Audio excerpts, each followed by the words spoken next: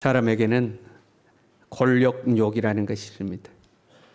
남을 지배하고 싶은 욕구이죠. 누구나가 가지고 있습니다. 사회적으로 높은 지위에 오르고 싶어하는 것은 경제적인 이익을 얻는 것만이 목적은 아닙니다. 다른 사람이 가지지 못하는 힘을 갖는 거죠. 다른 사람을 지시할 수 있는 힘이 생기는 겁니다. 사람이요, 돈이 없는 것보다 다른 사람에게 지시받고 명령받는 것이 더 자존심 상할 때가 있습니다. 그래서 힘을 얻으려고 하는 거죠. 가정도 작은 사회라고 할 수가 있습니다. 이 속에서도 권력 다툼이 있습니다. 결혼을 하고 나면 남편과 아내 사이에 보이지 않는 힘의 갈등이 생겨납니다. 누가 주도권을 잡을 것이냐. 물론 세월이 지나고 나면 다 부질없다는 것을 깨닫게 됩니다. 부모 자녀 간에도 이 권력의 갈등이 있습니다. 부모가 자식을 다스리는 것 같아도 가만 보면 자식이 부모를 다스릴 때가 종종 있습니다. 그런 거 있잖아요. 자녀 일이라면 부모가 어찌할 바 모르는 거. 이 아이들이 숭악해가지고요, 금방 그걸 합니다. 그래서 어린 아이들도 사람들 많은 곳에 들어 누워서 울잖아요. 그러면 부모가 자기가 원하는 것을 들어준다는 걸 아는 거죠. 부모를 자식이 다스리는 거죠. 우리가 큰 그룹에서 권력을 잡지 못했어도 큰 그룹 안에는 또 작은 그룹들이 있잖아요. 그 작은 그룹에서라도 권력을 잡고, 거기에서 잡지 못하면 그보다 더 작은 그룹에서라도 권력을 잡으려고 하는 거죠. 뭔가 나도 좀 힘이 있기를 원하는 겁니다. 이러한 심리의 중심에는 내가라는 나가 존재하고 있습니다. 내가 원하는 대로, 내 마음대로, 내가 시키는 대로, 내 욕구대로, 내 바람대로, 내가 원하는 대로 뭔가를 하고 싶어하는 그 나라는 존재가 있죠.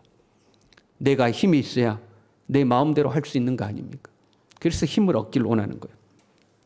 사람이 타락한 것도요, 하나님의 다스림을 받는 것보다 내가 하나님이 되고 싶은 유혹 때문이었습니다. 하나님은 사람에게 모든 것을 다 주었습니다. 천하 만물을 다스리고 정복할 수 있는 권세도 주셨습니다.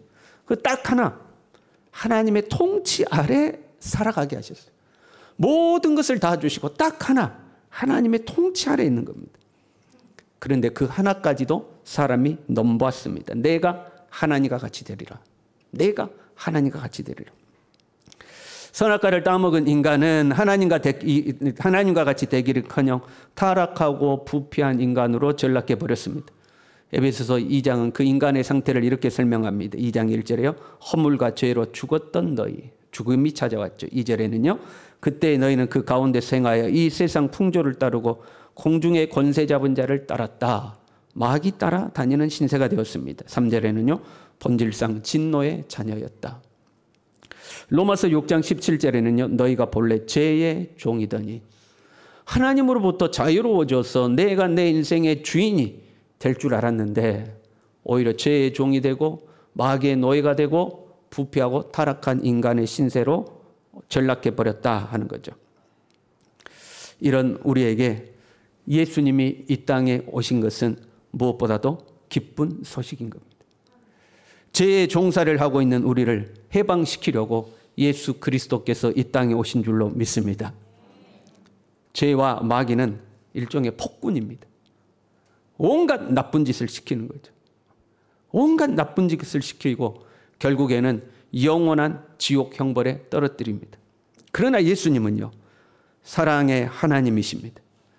사랑의 하나님이 나의 왕으로 오셨으니 이보다 더 기쁠 수가 없는 겁니다.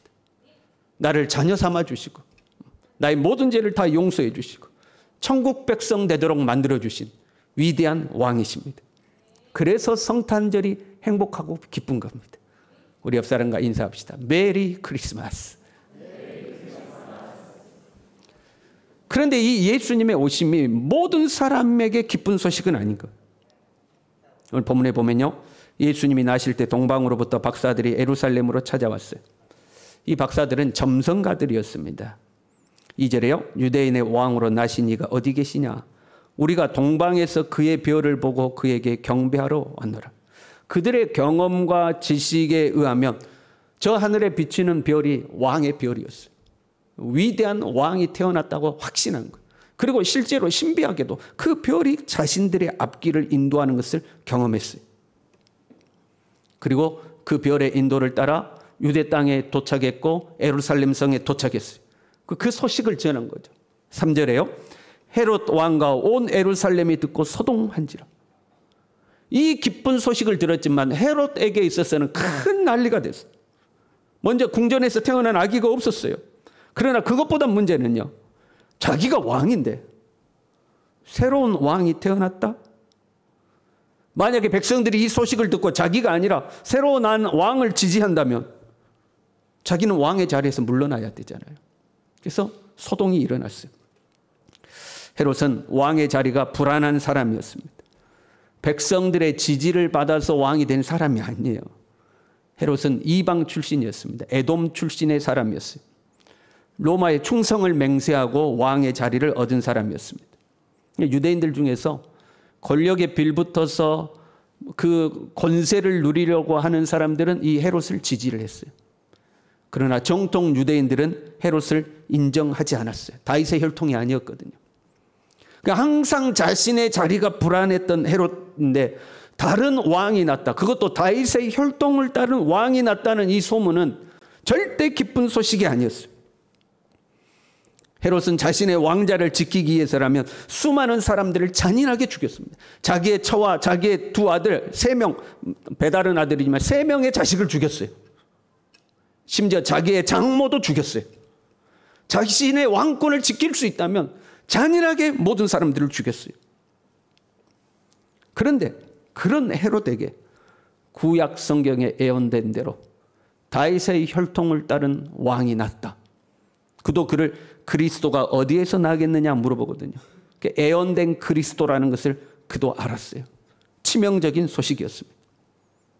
결국에 자신의 왕의 자리를 지키기 위해서 베들레헴의 2살 아래의 유아들을 모두 다 살해해버렸습니다. 헤롯에게 있어서는 자신의 왕자를 지키려던 헤롯에게 있어서만큼은 예수님이 왕으로 나셨다는 소식은 기쁜 소식은 아니었어요. 우리는 누구나 권력욕이 있다고 말씀드렸어요. 누구나가 왕이 되고 싶어 하죠. 우리가 이 세상의 왕은 못 되겠죠. 그렇잖아요. 그래서 내가 속한 공동체의 최고 권력자가 되고 싶어 하는데 이것도 쉽지는 않습니다. 최고 권력자는 한 사람만이잖아요. 그보다 더 작은 공동체, 그보다 더 작은 공동체, 가족, 친구 사이, 이들 사이에서만큼은 권력자가 되고 싶은 마음이 있죠. 권력자가 된다는 것은 내가 주도권을 가지고 내 마음대로 하고 싶은 그 욕구가 우리에게 있잖아요. 그런데 이것도 쉽지 않을 때가 있죠. 이것 또한 쉽지 않을 때가 있어요. 최고 권력자는 한 사람이어야 하기 때문에 그렇습니다. 그러나 여기에서만큼은 내가 최고 권력자가 될 수 있는 곳이 있어요. 여기에서만큼은 내가 왕이 될 수 있는 곳이 있어요. 그곳이 어디냐? 바로 내 자신이에요. 나라는 삶의 영역에서만큼은 내 마음대로 할 수 있는 거예요. 다른 사람은 어찌할지 몰라도 내만큼은 내가 왕인 거죠. 여러분 한번 생각해 봐요. 휴일 아침이에요. 가족들이 아무도 없고 혼자 집에 있어요. 휴일 아침 아무도 없는 집에서 아침 식사를 해야 됩니다. 김치찌개를 드시겠습니까? 된장찌개를 드시겠습니까? 같이 합시다. 내 마음대로다. 내 마음대로 할 수 있는 거. 거기에서만큼은 내가 왕인 거예요. 내 마음대로 하면 돼. 내 마음대로 생각하고 내 마음대로 상상하고 내 마음대로 마음 먹고, 여러분 우리가 속으로라는 어떤 마음도 먹을 수 있고 어떤 생각도 할 수 있고, 내 속마음만 안 들키면 되잖아요. 미워할 수도 있고 저주할 수도 있고 싫어할 수도 있고, 내 속에서만큼은 내 마음대로 하는 거예요. 적어도 내 소유만큼은 내 마음대로 쓰는 거예요. 돈 쓰고 싶을 때 내 건 내가 쓰는 거죠. 쓰기 싫으면 내 거 안 쓰는 거죠. 적어도 내 것에는 내가 주인인 거죠. 다른 사람한테 나 피 안 주고 다른 사람 간섭 안 할 테니까 너도 나에게 간섭하지 말라. 왜? 내가 나의 주인이니까. 적어도 나에게 있어서만큼은 내가 주인이고 내가 왕인 거죠. 그런데 예수님은요, 이런 나에게까지도 왕으로 오신 거예요. 어떻게 보면 예수님은 이 사회 권력의 정치적인 왕으로 오셨다기보다는 오히려 한 개인들에게 왕으로 오셨어요. 너는 내 것이다. 너는 내 것이다. 내가 너의 왕이라는 것. 예수님은 우리를 하나님의 성전 삼으시고 우리 안에 들어오셔서 우리 한 개인을 통치하기를 원하시는 거죠. 예수님을 믿는다는 것은 내 마음의 왕자를 예수님께 내주는 것을 말하는 거예요. 그 이후로는 예수님이 원하시는 대로, 예수님이 뜻하시는 대로, 예수님이 기뻐하시는 대로 말하고 생각하고 마음 먹고 살아야 하는 것이 예수님을 나의 왕으로 모시는 거죠. 세상 사람들은 이것을 싫어하는 거죠. 예수 믿으세요. 예수님을 당신의 왕으로 모시세요. 싫어요. 뭐 귀찮게 교회 가냐. 귀찮게 예수 믿냐 말이야. 내 인생 내가 사는 건데. 그 무슨 말이야. 내가 내 인생의 주인 돼서 내 마음대로 사는 건데. 뭐 예수 믿고 귀찮게 말이야. 안 믿는 사람들은 예수님을 왕으로 모시는 거 싫은 거예요. 거절하는 거예요. 그 사람들은 내버려 두고요. 우리는 어떤가? 교회 안에 있는 우리는 우리의 왕의 자리를 예수님께 내주고 있는가 아니에요. 교회 안에 있지만 예수님을 믿는다고 하고 있지만 여전히 내가 왕이 되어 있는 거 아니냐. 예수님은 내 종이고 필요할 때 나를 돕는 사람이고 내가 여전히 주인 되어서 내가 여전히 왕이 되어서 내 마음대로 사는 거죠. 심지어 헤롯처럼 나를 간섭하려고 하면 내 왕자를 빼앗으려고 하면 발버둥을 쳐서 거절하는 거 아니에요.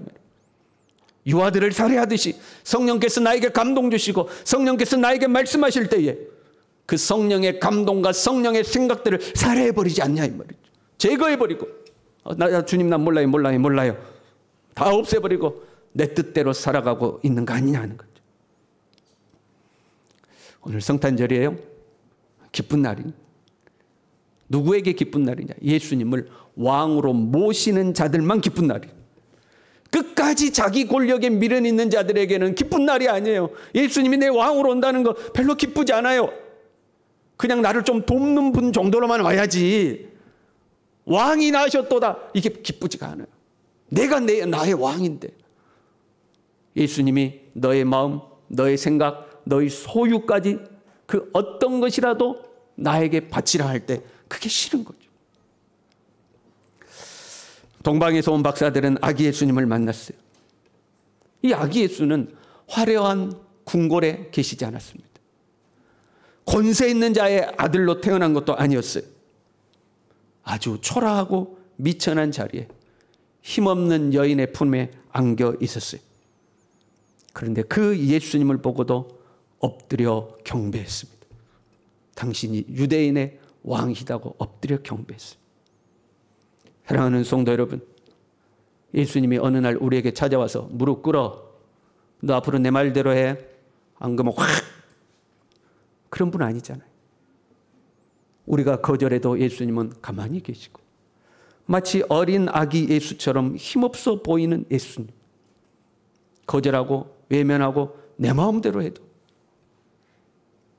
주님이 확 나타나서 확 이렇지 않잖아요. 그 온유하고 사랑 많으신 예수 그리스도 앞에 우리의 왕자를 내어주는 우리 모두 될 수 있기를 바랍니다. 우리의 왕의 자리를 내가 왕 되지 말고 예수 그리스도가 진정한 나의 왕으로 이 예수님께 우리의 왕자를 다 내어주고 그 앞에 무릎을 꿇고 주님을 경배하고 기뻐하는 우리 모두 될 수 있기를 간절히 바랍니다. 기도하겠습니다.